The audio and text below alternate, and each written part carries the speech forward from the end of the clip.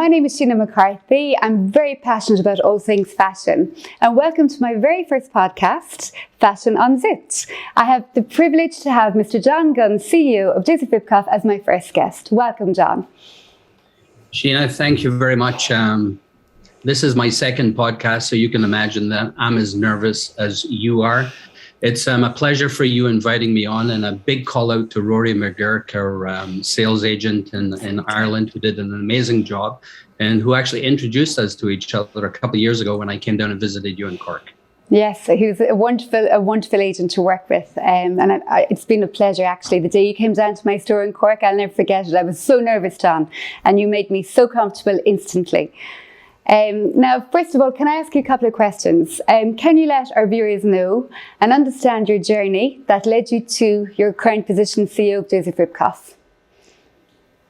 Well, absolutely. It would be my pleasure. Maybe you guys don't notice, but I've got a little bit of a Scottish accent. So I was born and bred in Aberdeen, Scotland. And when I was a wee young teenager, I was going through what everybody else does, which is a little bit of a teenage crisis. I saw an ad in the newspaper for the Hudson Bay Company Northern Stores. I applied. I took a year off university, took a sabbatical. I moved up to the Arctic, spent several years up there. I never ever went back to Scotland, and I ended up working in a combination of retail and wholesale all of my life. So I guess as I changed companies, worked for some amazing companies, I ended up with a great opportunity 4 years ago of working with Joseph Ribkoff. Fascinating journey, John. And you ended up in Quebec in Canada. Is that where you ended up after all your years of traveling, or in Canada in general? Yes, I started in the Arctic, and actually as a great salesperson, I did sell refrigerators to Eskimos, believe it or not. So I've got that one under my belt.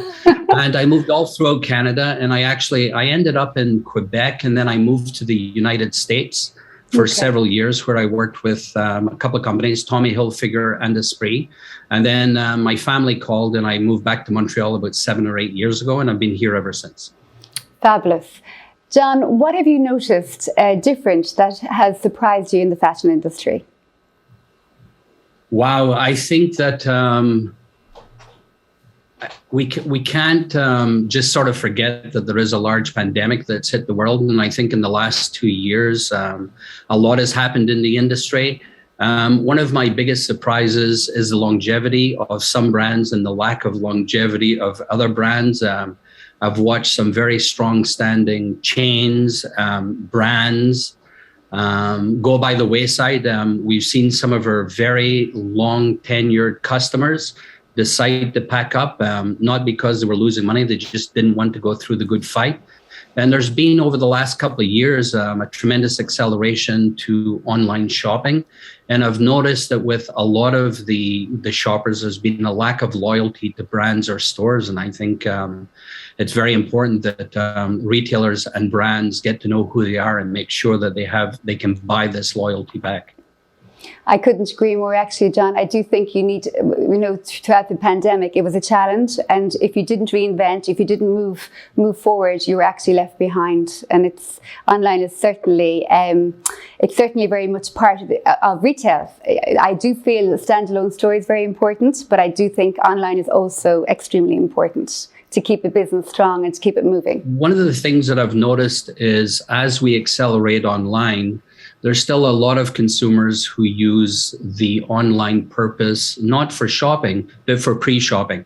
So I think that brick and mortar are here to stay. I think the strongest will always survive. And I think if we all go back to the basics of phenomenal customer service, I think there's place for both of these mediums moving forward. I couldn't agree more with you, John. That's absolutely, I'm experiencing that in our boutique at the moment. We give a wonderful service, but we also have a lovely online presence. But a lot of our clients will come in with an image in their phone of what they'd like to look at. Not everybody will buy online. People like to try, they like to feel the fabric. So I do think bricks and mortar is very, very important to keep a business, I suppose, strong and to keep it going in the right direction. If you want to be a retailer, you also need to meet your customers. You need to know what they're looking for. I do feel I couldn't understand, I couldn't run a business without meeting my clients and not knowing what they're looking for. So when I'm buying, I'm thinking of people, I'm thinking of the clientele that's coming through the door. And yet yet my online customers are also educating me. So I think a combination of both is really important. I was just going to say that, no, the vehicle of your success, to quote Mr. Ribkoff, is, no, we and other brands are only successful when the tills are ringing. So that's your vehicle to success. Yeah. Because we don't have we don't have our own online and we don't have our own retail stores. Our vehicle of success is all of the thousands of brick and mortar stores that we have in the 60 plus countries around the world. So we're very fortunate that we have a strong foundation, and we've built our foundation with each of the retailers being like a brick. So we have a solid wall, and we're very happy. Now, Joe, what is your aim for Joseph Ribkoff? And maybe you might describe your fashion ideas. Joseph Ribkoff, like any fashion brand, has a mission. Our mission is to become the most loved, most worn brand for fashion women with a useful state of mind. We want to continue to offer up the most recent fashions, but we're not a trendsetter. I mean, we're not out there setting the trends, but I think we understand what everybody wants. We want to obviously continue with our excellent quality and fit. We're probably worldwide renowned for our fit. And I know that once we understand the fit of a woman's body, so we want to follow that. We want to continue focusing on our retail partners and the women who wear our clothes with equal importance. We want to help ensure that we get world-class shopping experience, both the retailer shopping through us and everybody going into your stores. And with exceptional customer service. As you know, we have a lot of proprietary a lot of proprietary prints. We want to make sure that we follow up on this. Fashion is an ever evolving medium to work in. And the only constant in our business is change. And I think that we all know that we can't just be a basic brand. We've got to move forward, understanding the trends and understand what everybody's looking for. Yes, and also, John, the quality of your quality of your fabrics is unbelievable.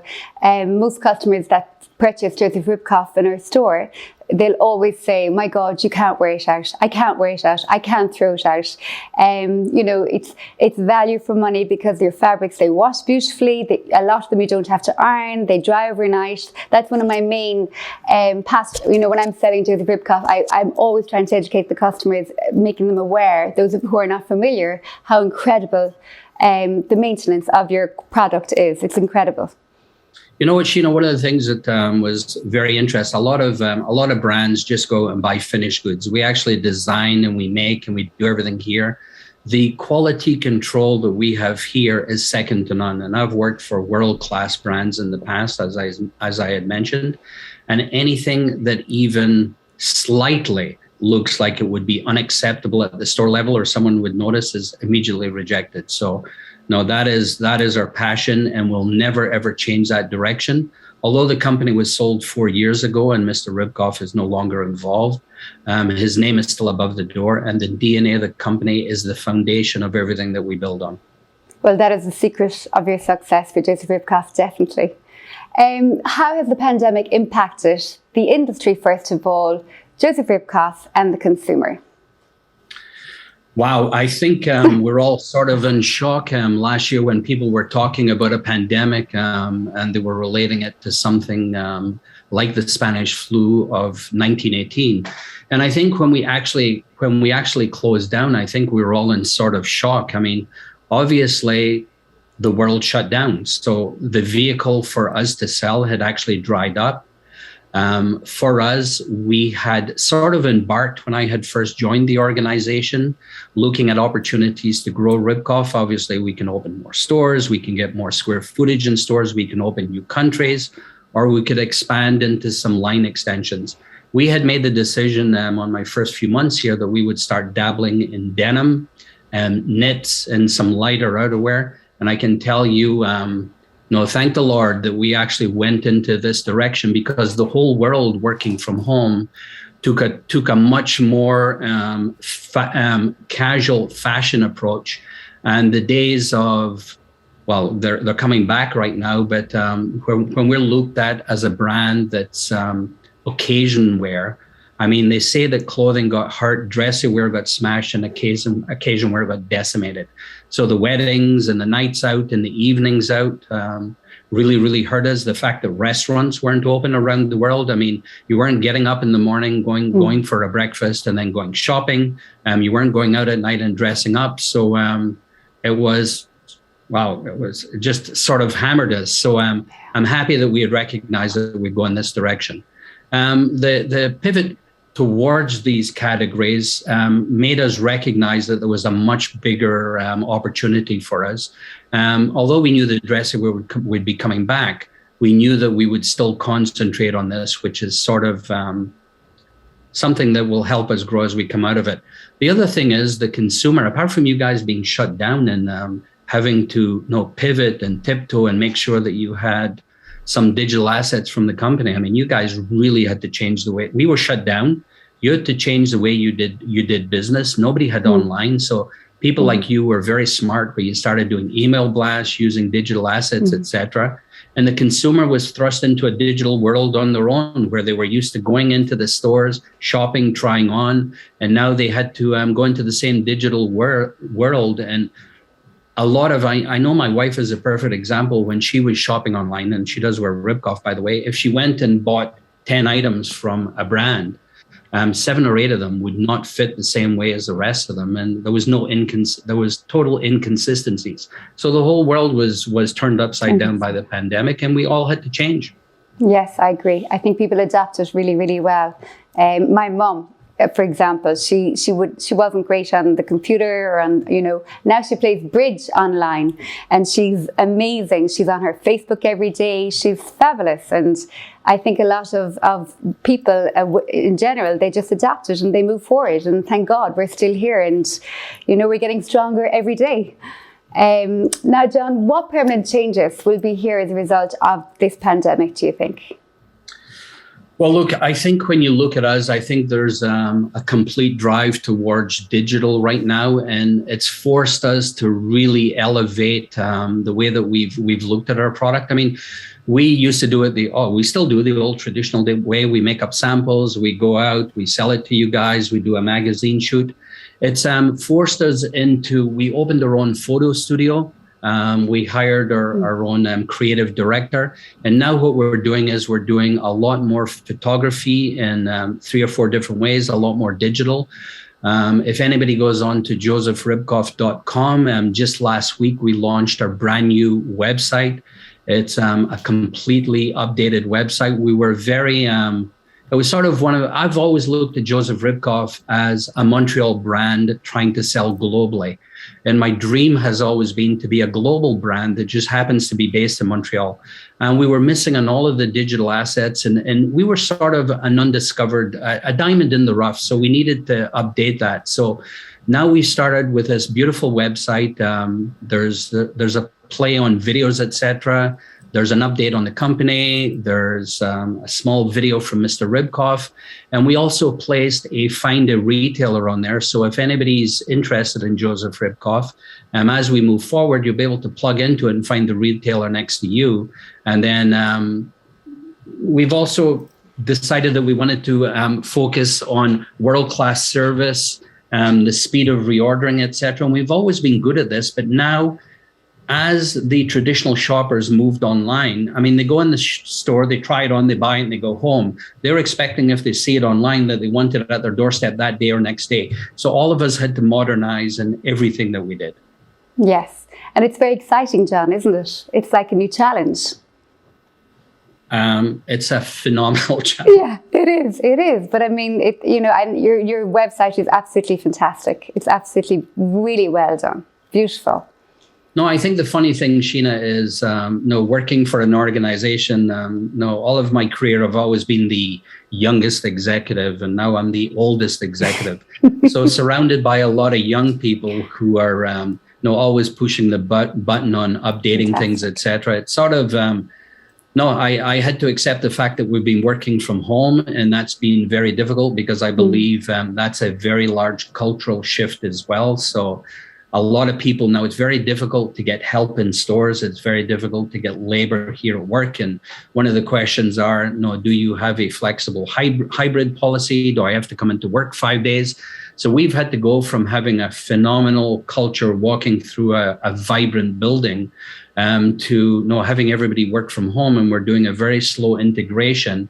And everybody around the world is affected by that as well. So it's exciting challenges. Exactly. And John, now this is the exciting question. Can you reveal, is there anything exciting new coming down the works for Joseph Ribkoff?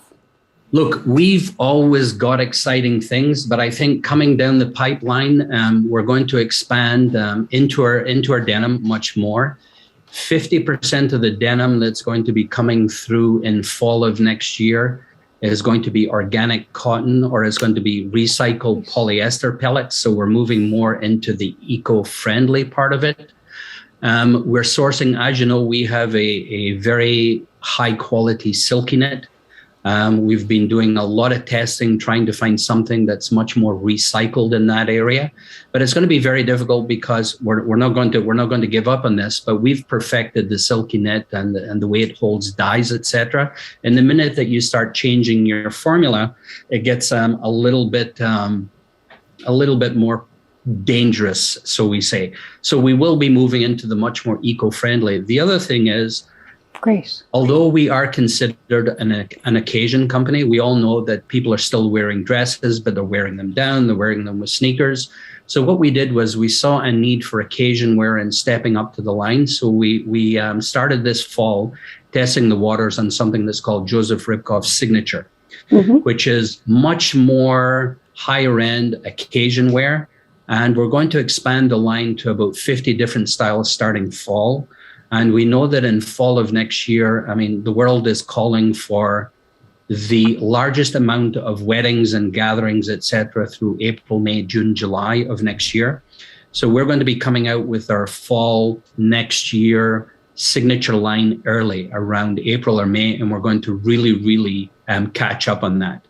We're obviously going to continue our expansion, our very successful expansion into knitwear. And also we're still moving very quickly into a little bit more of the outerwear, not your traditional down-filled outerwear, but the playful stuff that Ribkoff is known for.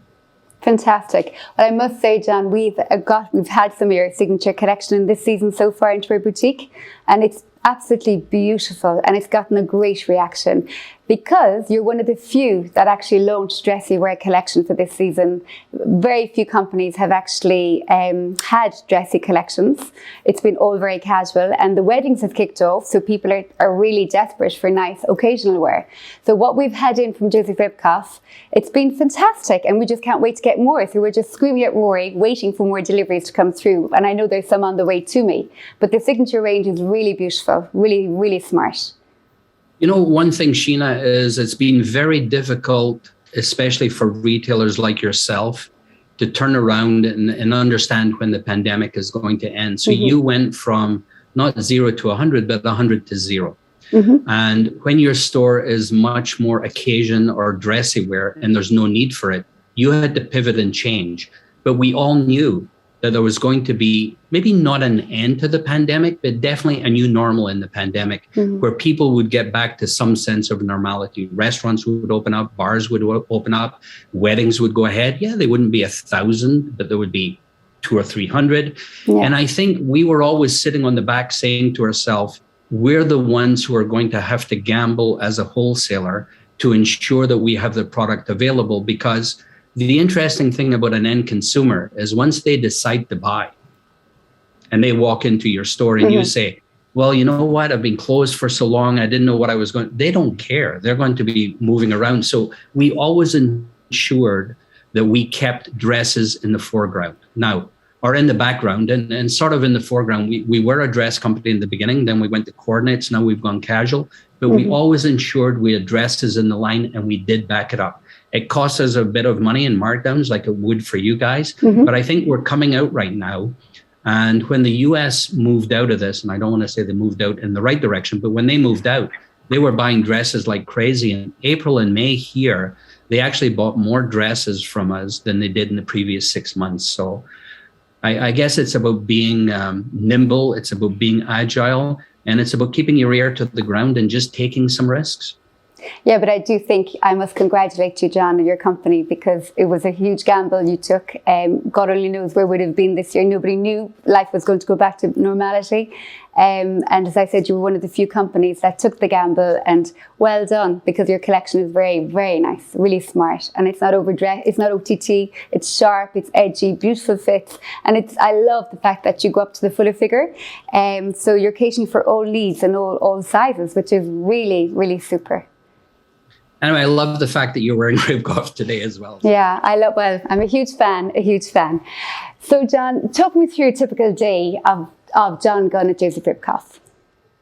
Wow, it's funny. No, my two kids always said to me, hey, Dad, every time I call you, you're busy, but you've got 10 executives who report to you, and how can you pass your day? As you are probably very well aware, Sheena, prior to COVID, I did a lot of traveling. It was very important for me to get out into the marketplaces.